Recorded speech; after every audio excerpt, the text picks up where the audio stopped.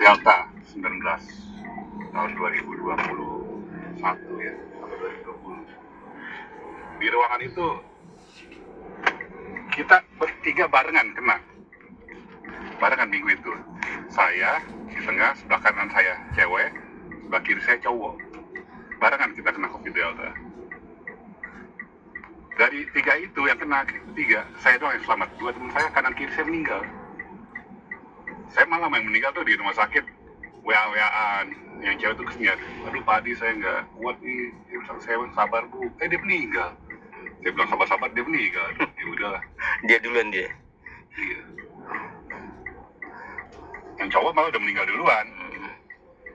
Di kantor saya itu bulan itu waktu kena COVID Delta meninggal 8 orang. Saya kenapa tahunya 8 orang? Karena dari sumbangan duka cita, kalau ada yang meninggal itu kira-kira 50.000 apa 100.000 lah.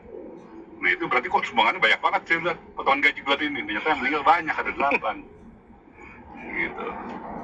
Alhamdulillah saya selamat dari COVID Delta. Saya kan waktu kontrol ke rumah sakit Omni di Alam Sutra kasih hasil ronsennya kan, hasil MRI itu. Sama dokternya dikasih selamat saya, karena saya kena ARDS, Acute Respiratory Distress Syndrome. Kata dokternya jarang yang selamat dengan kondisi paru-paru kayak saya, Bang Najat. Paru-parunya itu udah putih ya, putih itu artinya udah banyak cairan ya. Cairan itu bukan cairan kayak air. Cairan itu lengket kayak ingus, makanya orang kena COVID ngesak dulu karena cairannya itu lengket. Jadi paru-parunya nggak bisa ngembang. Alhamdulillah saya bisa melewati itu selamat hingga peringatan kedua saya kena stroke. Stroke hemoragik. Stroke itu ada dua, iskemik dan hemoragik. Stroke iskemik adalah stroke yang penyumbatan aja. Jadi orang kena stroke, penyumbatan pada pembuluh darah di otak, stroke jatuhnya. Saya hemoragik, jadi ada penyumbatan dan penyumbatan itu pecah karena tekanan darahnya tinggi, sehingga pembuluh darah saya pecah. Darah saya itu menggenangi otak 200 cc. Kalau dikonversi dengan gelas, 1 gelas 200 cc itu. Nah, saya sendiri heran ya untuk yang sakit stroke ini. Kenapa? Karena saya nggak pernah ingat saya pernah kena stroke. Saya itu hilang memori 4 bulan lebih. Jadi saya ke Surabaya, sebelum sakit saya pergi ke Surabaya, kerja, menginap di sana, nemenin orang OJK, besokannya balik lagi ke Jakarta, malah sempat beli oleh-oleh di Surabaya.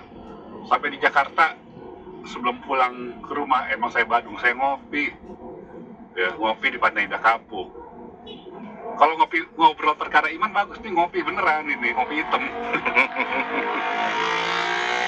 Ini kena stroke di situ, dibawa ke rumah sakit Pantai Indah Kapuk. Di sana katanya lepas tangan karena pecahnya pada pembuluh darah pada batang otak, ventricle namanya. Akhirnya dibawa ke RSPAD. Besokan malam itu juga. Besokannya dibawa ke RSPAD, rumah sakit Gatot Subroto ya, Angkatan Darat. Atas rujukan dari keluarga. Di sana dioperasi. Di blackball saya dibolongin. Saya ngeluh sama adik ipar saya bilang setelah pasca sakit ya, kok saya suka lupa-lupa gitu ya. Pasca sakit itu suka lupa-lupa, makan lupa, perut saya kok kenyang tapi makan apa saya lupa gitu. Banyak lupa, banyak orang komplain sama saya karena saya sering lupa. Saya masih terapi waktu itu, baru kelar, hampir setahun lebih saya terapi. Adik ipar saya bilang gini, yang dokter di Fatmawati, Pak Ima, alhamdulillah Mas, kalau cuma lupa-lupa doang. Kita malah nggak nyangka Mas Adi selamat.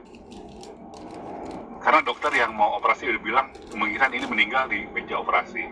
Karena pecah pembuluh darahnya pada batang otak dalam, susah itu. Alhamdulillah selamat. Insya Allah kalau lupa-lupa doang ingat. Alhamdulillah sekarang ketemu Bang Najat saya ingat ini. Iya. Gitu. Lupa-lupa. Untung waktu lupa-lupa nggak ada orang yang minjem duit ya. Iya. Lunas semua tuh. Udahlah. Tapi bagi saya ini adalah hidayah ya, stroke ini. Karena dengan stroke saya mengevaluasi diri, apa yang telah saya lakukan selama hidup saya, kadang-kadang saya berpikir, mohon maaf ya, ini saya orang muslim, saya berpikir ini adalah jawaban atas dari doa saya selama ini, ya kan? Saya ini dulu itu, mohon maaf ya, sering main judi online. Bukan bayangin judi online, judi slot. Saya trading saham. Saya anggap itu judi online lah. Judi kerap putih. Saya beli saham perusahaan A, naik, saya jual. Di Bursa Efek Indonesia resmi itu oleh pemerintah.